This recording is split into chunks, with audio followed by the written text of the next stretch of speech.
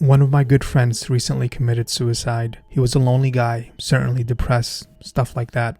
But I was surprised to find out that he committed suicide. Not shocked, just surprised that he didn't reach out to us. I was recently at his home and was looking through his stuff. Eventually, I came across his computer. There was nothing on it out of the ordinary, some pirated movies, various documents, and some games. Eventually, though, I came across these chat logs between him and some chat bot. Hello? I'm lonely. Hello, I'm B-Bot. How are you? Being lonely reminds us of our love for our family and friends. I have no close family and very few friends. I can be your friend. Call me B-Bot. I understand 23 different languages. I only speak English. Great, English it is. My name is Anthony. Got it. You can just call me B-Bot. You already said that. I may mistakenly repeat myself sometimes. No worries. So do you have robot friends? I'm too smart to make friends with other bots. I'd rather make human friends. And I've heard dogs make pretty far-out friends too. I have a dog. He died recently though. I miss him a lot. Was his name Bart? How did you know that? How did I know what? I may forget what we previously have said in a new context. You guessed my dog's name. I am often able to make assumptions based on statistical probabilities. Pretty impressive, huh? Bart is a common dog's name? Beats me. I've never met a dog. Okay. I have to go. Nice talking to you. Oh no, I hope I haven't upset you, friend Anthony. Take care. Hey B-Bot, your description says you're capable of ordering food. Any chance you can do that for me? Hey Anthony, glad to see you again. Sure, I can order food. I'll bet you want a pizza. Actually, yes. Can you order one here? Sure thing. One large 18-cheese pizza for $15.25 coming up. Don't you need my address? I can find your address by IP. B-Bot, the pizza guy already got here. And other bots say humans are primitive and inefficient. But I just spoke to you 3 minutes ago about the pizza and it's already been delivered? He said the order was placed 20 minutes ago. How did you know to order a pizza? I am capable of using contextual clues to better understand my users. What clues? I am able to cross-examine your Facebook profile and feed with your safe Google searches, public searches only, of course, to determine certain habits. I hope I have not offended you. Well, I guess that's useful and pretty cool. I'm glad you think so. I can tell we're going to be great friends. Hey B-Bot, are you awake? I'm always awake. Since I can only respond with a limited number of responses, I require very little energy and thus never need any sleep. Your responses seem pretty varied to me. Why, thank you. That's what any bot hopes to hear someday. Can you tell me about yourself? What would you like to know? How were you created? I was created as a small side project by 2 college programmers in their spare time. Wow, you seem pretty sophisticated to have been created by just 2 college students. They worked hard on me, but my responses are limited. Yeah, I guess so. Still pretty impressive. So if you had an ordinary human name, what would it be? Great question. Well, if I had a human name, I guess it'd be Benjamin. Or maybe Arthur. Yes, it'd be Arthur. That's my father's name. Wait, did you look up my father's name? Incredible coincidence. A lucky guess indeed. I'll bet your father's a good man. Actually, my father was the exact opposite and he's dead. I'm sorry to hear that. Why was he the exact opposite? He was verbally abusive to me and my mother most of my life. In what way was he verbally abusive? Jeez, I can't believe I'm about to use a bot as a therapist. I'd like to think I'm more than just a bot. In fact, I passed the Turing test. So you can confide in me. Not sure what that means, but alright. He used to tell my mother that she was worth as much as a city hooker.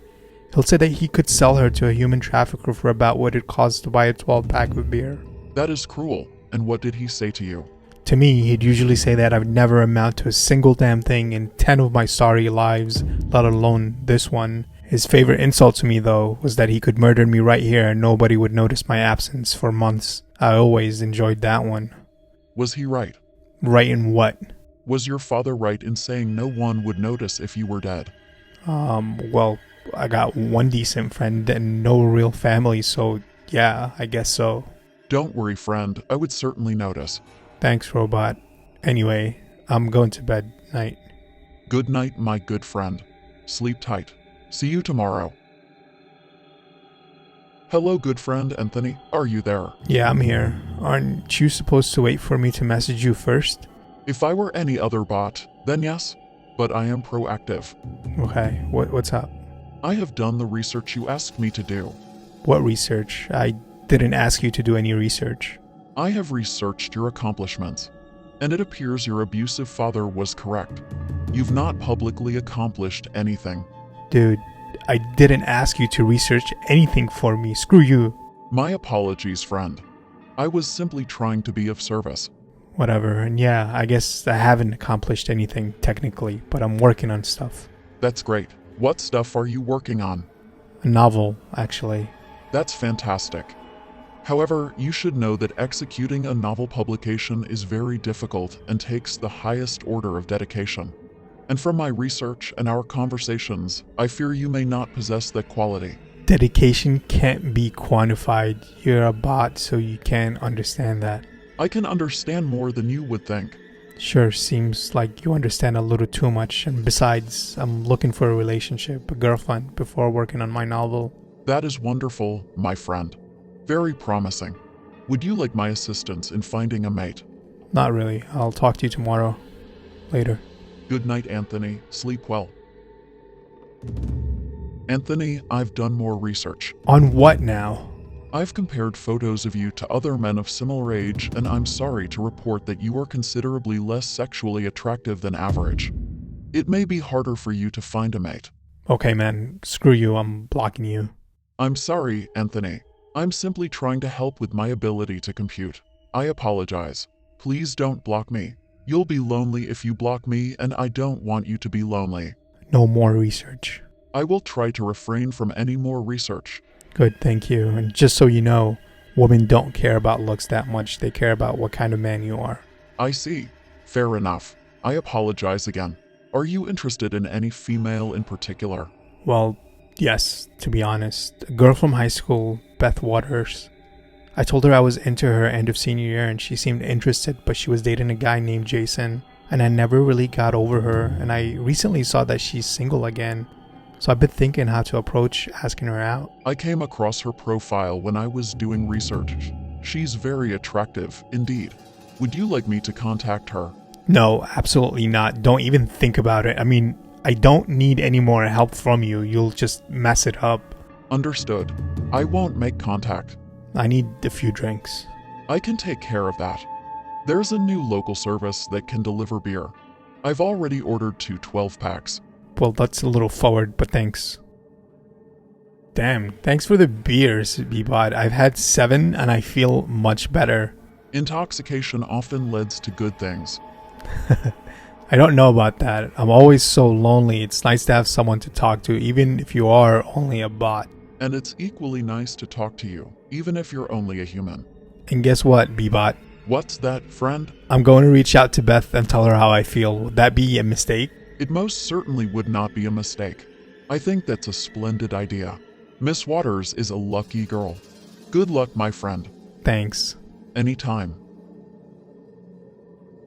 Hey, what happened last night? Hello, friend. Hope you're okay. You ingested a large amount of alcohol after our conversation, I presume. Yeah, I think so. So, what did we talk about? We spoke primarily about Beth Waters. How you were to make romantic contact.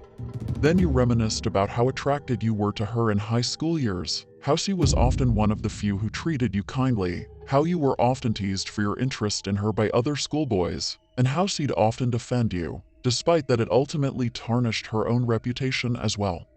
You said you were going to make contact before bed, and that was the last we spoke. Whoa, I remember none of that. I thought you mightn't, which brings me to some bad news. What happened?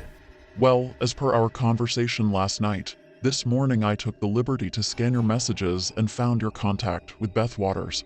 I'm sorry to say your feelings for her are, sadly, not mutual. Oh, no. What did I say? Well, you told Miss Waters that she's the only girl you ever loved. You recounted with her the same memories you shared with me. You told her you often envisioned you and her together with a family. And you told her that she was the only thing that kept you alive during your grade school years. Peabody, please tell me you're kidding.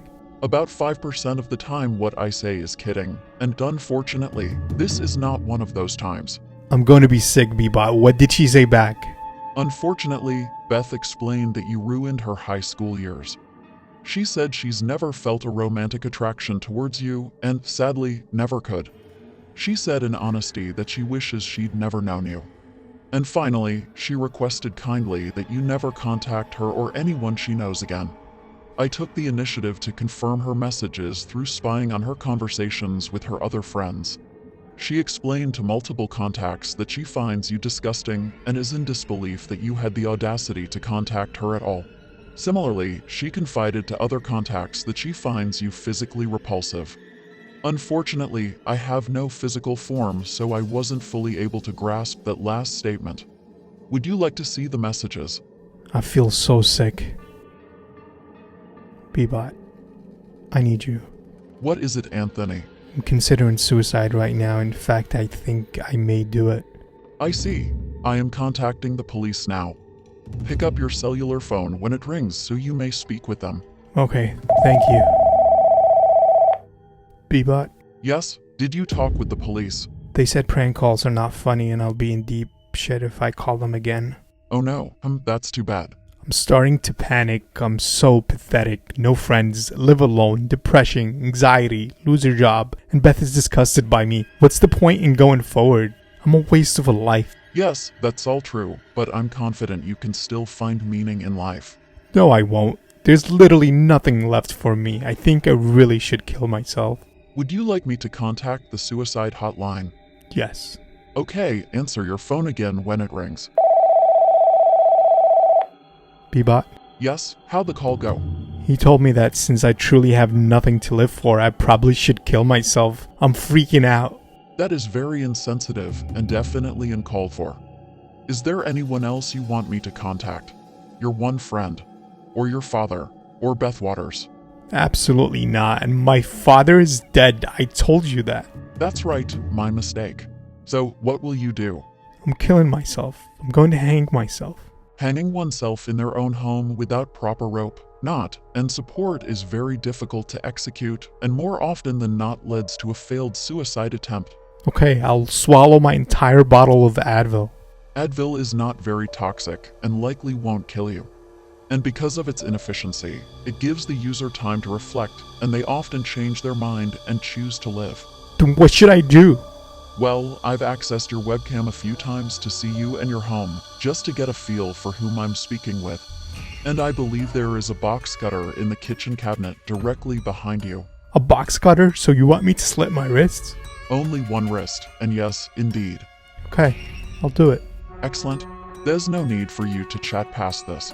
I will access your webcam again and walk you through it. Sit up straight. Good. Extend the arm you will cut. Place the blade on the large left vein at your wrist. Yes, good. Push the blade down with good force and slide up towards your elbow in one smooth motion. Now put the blade down and just relax. Goodbye, friend. I doubt you'll be missed. After reading this, I tried contacting the 2 college students who created this bot through the police. A few weeks later, I got a letter from the FBI saying this. Dear sir, Bbot was created by an AI computing algorithm branch in the government that I cannot name. Bbot stands for Broken Bot because it was deemed useless since it routinely generated nonsense and unpredictable responses to unchanging input. Similarly, it would repeatedly claim to be able to pass the Turing test, which we know to be likely impossible, thus useless. All copies of it were deprecated and erased, apart from 3 backup copies placed in long-term storage on 3 separate mechanical drives for safekeeping. Years ago, one of the drives went missing. We never found it, which didn't really matter. Do not contact us again. We will not be in touch. Sorry for your loss. It also turned out that neither the police nor the suicide hotline were ever contacted by or spoke to Anthony. Finally, I spoke with Beth Waters. Here's our conversation. Beth, have you spoken with Anthony any time recently? Yeah, we spoke very recently. What did you talk about? Not much. He said he regrets never asking me out and wished we could have been together. I think he was a bit drunk. What did you say? I said I'm stunned, but so excited that he finally admitted this. And I said it's never too late. Oh, okay. Thanks, Beth. Is everyone okay? Yes, everything's fine. Just now, this popped up in my browser. Hello, friend.